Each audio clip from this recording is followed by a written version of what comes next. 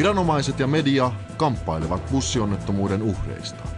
Laitetaanko tiedotusvälineille uusia rajoituksia?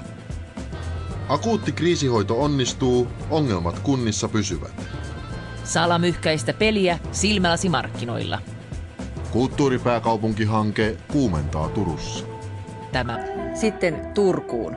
Siellä valmistaudutaan täydellä tohinalla kulttuuripääkaupunkivuoteen. Samaan aikaan taiteilijat kokevat olonsa kaupungissa ahtaaksi. Esimerkiksi työtilat ovat kiven alla. Osa taiteilijoista onkin ottanut ohjat omiin käsiin ja perustanut vaihtoehtoisen hankkeen. Turusta leivotaan nyt myös vuoden 2011 alakulttuuripääkaupunkia. Tämän jutun myötä hyvää illan jatkoa. Koko ohjelma on myöhemmin nähtävissä Yle Areenassa. Näkemiin.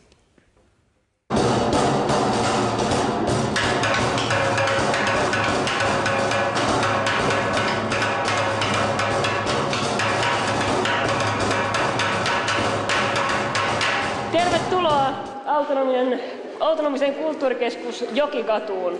Talo on hallussa ja vapaan kulttuurin festivaalit voivat alkaa. Tapahtumaa oli järjestämässä myös Turku Euroopan alakulttuuripääkaupunki 2011 hanke. Oikeastaan vuosi sitten havahduttiin tähän, että Turkuhan on kulttuuripääkaupunki 2011 ja että tämä niiden hanke ei välttämättä ehkä ihan palvele sitä koko kulttuurikenttää, mitä Turussa ja Suomessa on. Meillä ei ole niin kulttuuripääkaupunkihankkeella mitään tiettyä johtoa täällä, joka päättäisi, että mitkä hankkeet tai mitkä esitykset on tarpeeksi hyviä tähän meidän alakulttuuripääkaupunkihankkeeseen, vaan kuka vaan voi oikeastaan tehdä mitä vaan. Mutta mikä erottaa kulttuuri- ja alakulttuuripääkaupunkihankkeita toisistaan?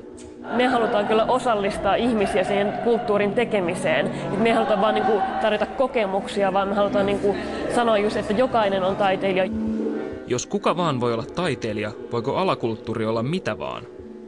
Voiko esimerkiksi ooppera olla alakulttuuria? Ilman muuta. Ja tässähän on esimerkiksi meille hankkeelle hyvä haaste, että sitten jos tulee kulttuuripääkaupungille sitten jotain ulkoa tilattuja oopperoita, niin mehän pitäisi sitten alakulttuuriooppera. Konkreettinen ero hankkeiden välillä on myös niiden budjeteissa. Toisella se on noin 55 miljoonaa, toisella taas reilut 10 euroa. Me halutaan osoittaa just se, että kulttuurin laatu ei ole kiinni siihen käytöstä rahamäärästä, vaan siitä tekijöiden ja kokijoiden innosta ja palosta sitä aihettaan kohtaan. Minkälaista kulttuuria saa hintaan 10,40? Tällaista esimerkiksi, mitä meillä tänään täällä on.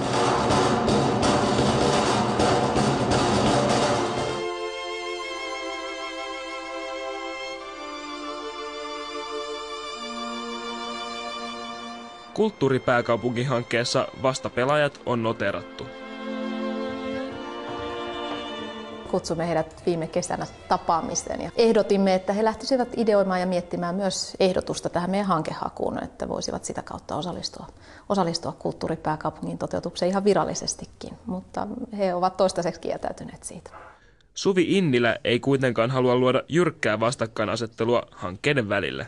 Hyvä, että on energiaa ja toimintaa ja eri kohderyhmille löytyy tapoja toteuttaa ja esitellä omaa työtään.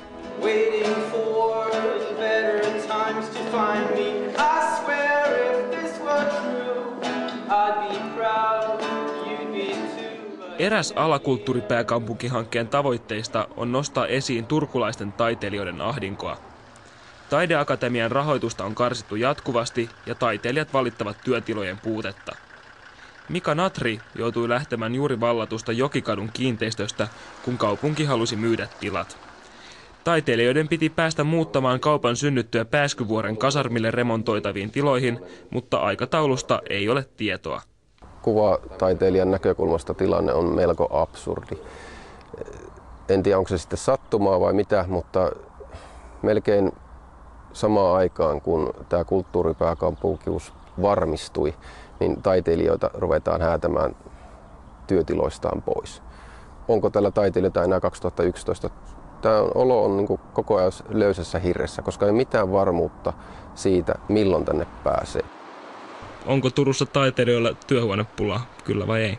Mä luulen, että koskaan niin paljon tiloja ei olisi, ettei olisi sitä tarvetta olemassa, vaikka niitä olisi kuinka paljon. Mä luulen, että on.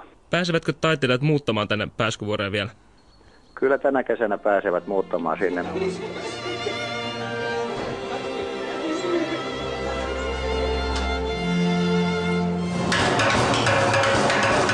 Mutta mennäänpä takaisin Jokikadun festivaalihumuun ja kysytään, mikä tekee alakulttuurista alakulttuuria. Oi vapaus, kuule kutsua sua, itkevät orvot kaipaa. Me ei haluta, että Turku tilaa tänne jostain muualta maailmasta, jotain ammattinäyttelijöitä tai oopperalaulajia tai jotain. Me halutaan, että turkulaiset itse alkaa tekemään sitä. Että ei olisi sellaista estettä tai sellaista kynnystä tehdä taidetta ja tehdä kulttuuria. Voitko tehdä meille kulttuuria nyt tässä? Nyt ei ole sellainen fiilis, mutta ehkä myöhemmin illalla.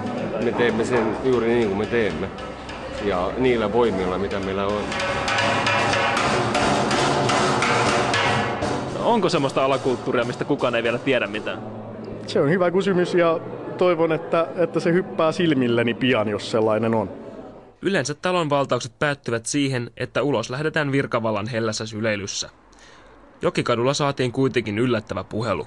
Valtaajia ei toistaiseksi häädetä ja alakulttuuripääkaupunkihanke saa jatkossakin järjestää tiloissa vaihtoehtoista tapahtumaa. Aika hyviä uutisia.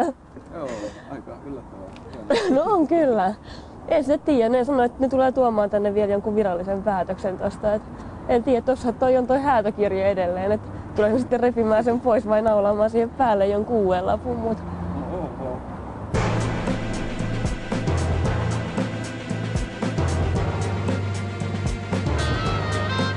Ajankohtainen kakkonen jälleen ensi tiistaina.